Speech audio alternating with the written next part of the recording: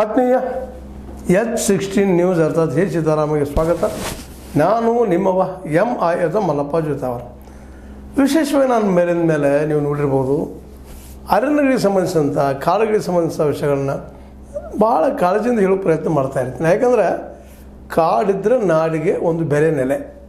ಕಾಡು ಕಿತ್ತು ಹೋಗಿಬಿಟ್ರೆ ಮುಂದೆ ಏನು ಅಂತ. ಯಾಕಂದರೆ ಪಶ್ಚಿಮ ಘಟ್ಟದಷ್ಟನ ಅದರ ಒಂದು ಲಕ್ಷಣ ಹೋಲುವಂಥ ಖನಿಜನಿಂದ ಸಮೃದ್ಧಿಯಾದಂತಹ ಸೊಂಡೂರು ತಾಲೂಕು ಬಳ್ಳಾರಿ ಜಿಲ್ಲೆ ಅಲ್ಲೇ 74,131 ಎಕರೆ ಅಂದ್ರೆ 74,131 ಎಕರೆ ಅಂದರೆ 30,000 ಹೆಕ್ಟರ್ದಷ್ಟ ಅರಣ್ಯದ ಜೀವ ವೈವಿಧ್ಯಮಯವಾದ ಅರಣ್ಯದ ಅಲ್ಲೇ ಖನಿಜ ಪದಾರ್ಥ ಅಂದ್ರೆ ಅದಿರು, ಕಬ್ಬಿಣದ ಇದಿರು ಮತ್ತು ಮ್ಯಾಂಗನೀಸ್ ಐತೆ ಅಂತೇಳಿ ಅದು ನಿಕ್ಷೇಪಗಳಿದ್ದಾವೆ, ಭಾಳ ರಿಚ್ ಅದ ಅಂತೇಳಿ ಅನ್ನೋ ಕಾರಣಕ್ಕಾಗಿ ಸಾಕಷ್ಟು ಸಲ ಆ ಕಾಡಿನ ಮೇಲೆ ದಾಳಿ ಆಗಿದ್ದನ್ನು ನೋಡಿದ್ವಿ ನಾವು.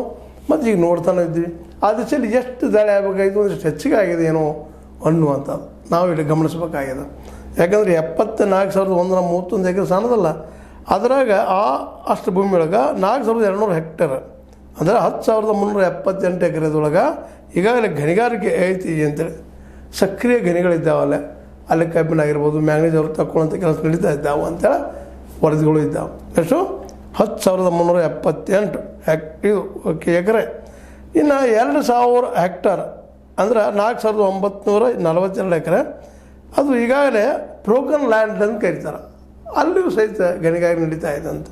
ಅಂದ್ರೆ 10, 4, 14, 15,000 ಎಕರೆ ಭೂಮಿ ಹೆಚ್ಚು ಕಡಿಮೆ ಈ ಬ್ರೋಕನ್ ಲ್ಯಾಂಡ್ ಹಿಡ್ಕೊಂಡು ಮತ್ತು ಈ ಗಣಿ ತಕ್ಕೊಂಡು ಹೋಗುವಂಥದ್ದು ಕಬ್ಬಿಣ ಮತ್ತು ಮ್ಯಾಂಗನೀಸ್ ಕೆಲಸಗಳು ನಡೆದಿದ್ದಾವೆ ಬಳ್ಳಾರಿಯಲ್ಲಿ.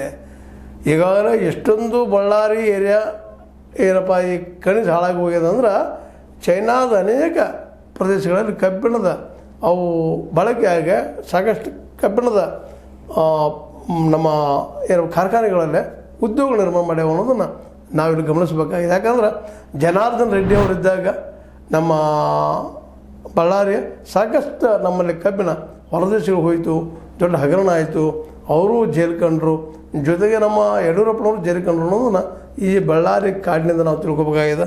ಇದ್ರ ಇತಿಹಾಸದಿಂದ ಇಷ್ಟು ಓದಿದೀಗ ಕನಿಷ್ಠ 20% ಕಾಡು ನಾಶ ಆಗಿದೆ. ಈಗ ಮತ್ತೆ ಅದಕ್ಕೆ ಬೆನ್ನು ಹಚ್ಚುವಂಥ ಕೆಲಸ ನಡೆಸಿದಾರೆ ನಮ್ಮ ರಾಜ್ಯ ಸರ್ಕಾರ ಆಗಿರ್ಬೋದು ಅಥವಾ ಕೇಂದ್ರ ಸರ್ಕಾರವೂ ಆಗಿರ್ಬೋದು, ಅಲ್ಲಿಯ ಅಧಿಕಾರಿಗಳು